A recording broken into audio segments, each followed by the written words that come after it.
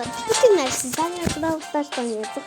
Brawl Stars'ta bir tane oyunun yarısı benim de en sevdiğim karakter Edgar'dır. Burada da ben Dracon'u açalım.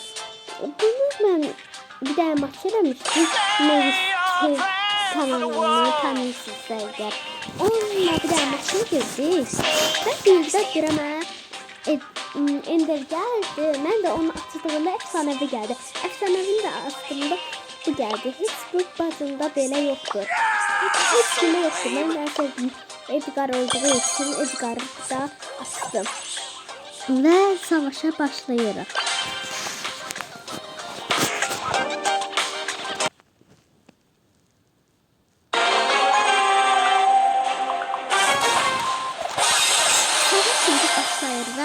Burada o kadar da güzel karakterleri yok. Bu karakterin şarkı kırmızı olan ağlanan nabız vardı ama bu hesabım silindi değil. Şimdi hepsini ödebilirim. Biraz söyleyebilirim çünkü ben 8 yaşındaydım.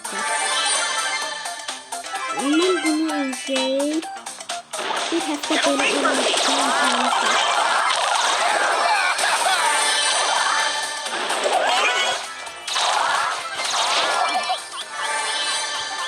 Geldim Tara.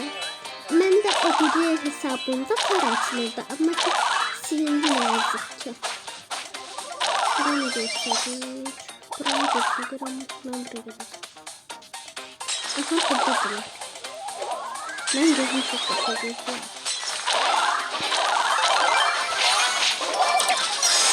Ama üstüme ne geldi?